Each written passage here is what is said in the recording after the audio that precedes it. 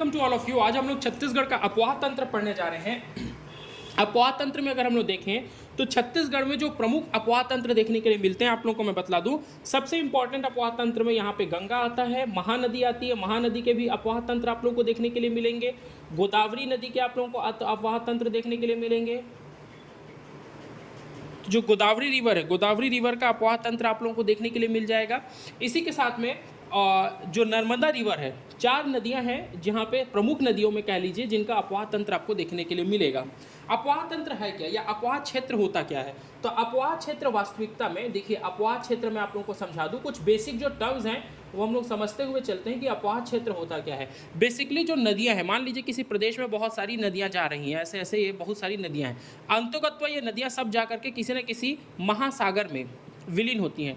तो महासागर और नदियों के उद्गम से लेकर महासागर के बीच का जो नदियों का जाल है, यानी कि वो सभी क्षेत्र जो उन नदियों से पानी लेते हैं या पानी वर्षा होने पे उन नदियों में जाके विलीन होता है और उन्हीं नदियों के माध्यम से महासागर में जाके विलीन होता है, उसे अपवाह क्षेत्र कहते हैं। अगर अपवाह क्षेत्र की मैं बात करूं तो किसी भौगोलिक क्षेत्र में प्रवाहित होने वाली नदियां, वो उसके सहायक नदियों का अपवाह प्रणाली, अपवाह प्रणाली यानी कि देखिए, अपवाह प्रणाली यानी कि जहां पे पानी के आवागमन से लेकर निकासी तक, की व्यवस्था जिन नदियों पे, उन भौगोलिक क्षेत्र में जिन नदियों पे निर्भर है, वो उसकी अपवाह प्रणाली है। जैसे कि मैं छत्तीसगढ़ की अपवाह प्रणाली की बात करूं तो छत्तीसगढ़ जो है, अच्छा, 2 प्रकार की अपवाह प्रणाली हमारे भारत में, यहाँ मुख्य तौर पे हमारे छत्तीसगढ़ में प्रभाव देख सकते हैं, जिसमें है एक हिमालयी अपवाह प्रणाली, जिसमें गंगा नदी आएगी। आप लोग देख रहे होंगे गंगा नदी जो है हिमालयी अपवाह प्रणाली का अंग है ना, जो हमारा उत्तर भारत का हिस्सा उसमें देखने के लिए मिलती है। तो आप लोग देख पाएंगे कि जो गंगा है वो कौन सा ही अपवाह प्रणाली, अच्छा, अपवाह प्रणाली में हिमालयी,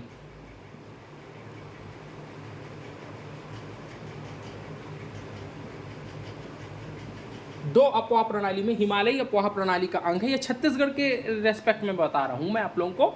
और दूसरा अपवाह प्रणाली है प्रायद्वीप अपवाह प्रणाली, प्रायद्वीपीय अपवाह प्रणाली।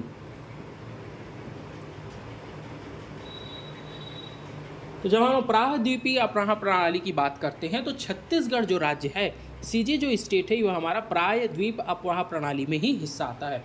तो प्रायद्वीप का जो अपवाह प्रणाली है या प्रायद्वीपीय अपवाह प्रणाली है, इसी का हिस्सा है हमारा छत्तीसगढ़। अच्छा, आप लोगों को याद रखिएगा कि कभी आप लोगों को अगर शब्द दिखे जल विभाजक, तो इसका मतलब क्या होता है मैं आप लोगों को बता दूं। जल विभाजक,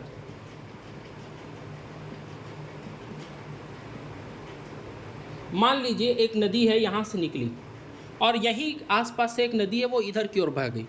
तो इसके इधर बहने और इसके इधर बहने के पीछे कारण था कि यहाँ पे बीच में एक बड़ा सा पर्वत था। ये पर्वतीय क्षेत्र है, मान लीजिए ऊंचा है, पठारी क्षेत्र है, ऊपर है मैदान से।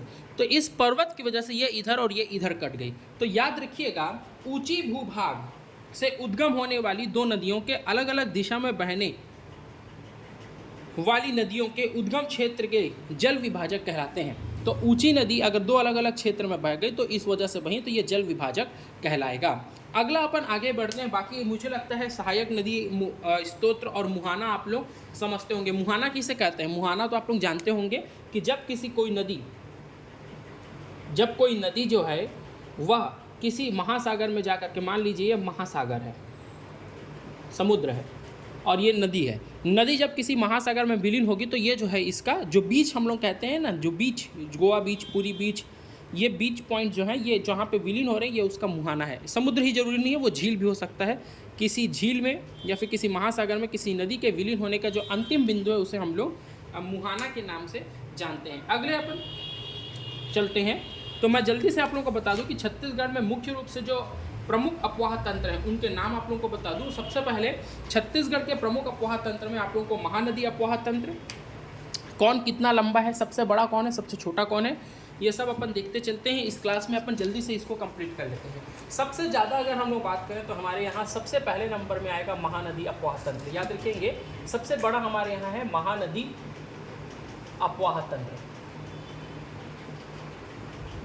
अगर मैं महानदी अपवाह तंत्र के वर्ग किलोमीटर में बात करूं तो ये लगभग 77.432 किलोमीटर इतना लंबा है आप लोगों का।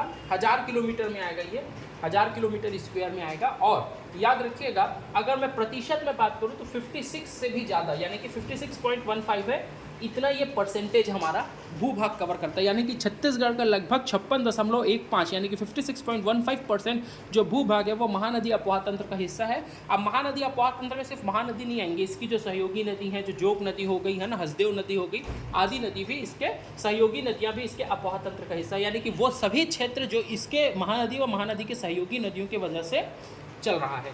अगला में आता है गोदावरी अपोहा तंत्र। अपन देखते हैं गोदावरी को।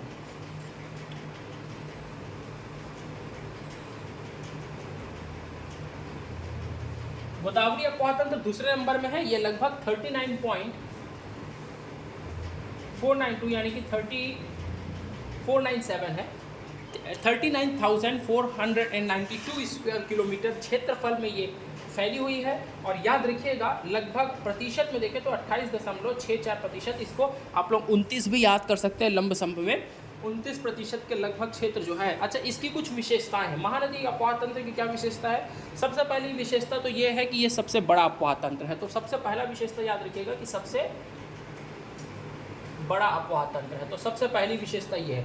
दूसरा अपोहा तंत्र याद रखिएगा सर्वाधिक राज्य का भाग इसी के अंतर्गत आता है। और ये राज्य में कहाँ बहती है? तो याद राज्य के जो मध्यम एरिया है ना, मध्य भाग, राज्य का जो मध्य भाग है जिसको हम लोग प्लेन एरिया कहते हैं, समतल भूभाग, वहाँ पे ये बहती है।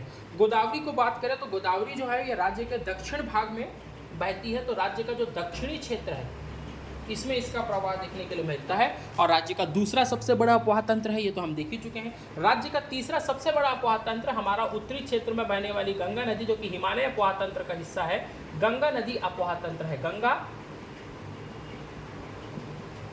अपोहा तंत्र है। गंगा अपोहा तंत्र की मैं बात करूं तो 18,789 जो है ये लगभग 13.63% एरिया कवर करता है। इतना क्षेत्रफल ये जो है ये इसका है, इसको याद रखना है आप लोगों को। और ये स्वाभाविक सी बात है, जो गंगा है वो उत्तर में बहती है, उत्तर प्रदेश में बहती है, तो राज्य का जो उत्तरी भाग है वह इससे प्रभावित होगा, हमारा ऊपर का जो हिस्सा है।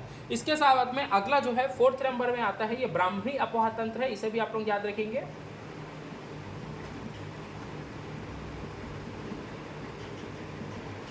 ब्राह्मणी अपोहा तंत्र लगभग 1.423 यानी कि 1423 kilometre square kilometre, 1000 square kilometre का जो एरिया है वो कवर करता है। प्रतिशत में 1.03% कवर करता है। और सबसे छोटा जो अपोहा तंत्र है हमारे यहाँ का वो नर्मदा अपोहा तंत्र है, जो कि आप लोगों को मालूम होगा मध्य प्रदेश में बहती है नदी। ये मध्य प्रदेश की जीवनदायिनी नदी है एक प्रकार से।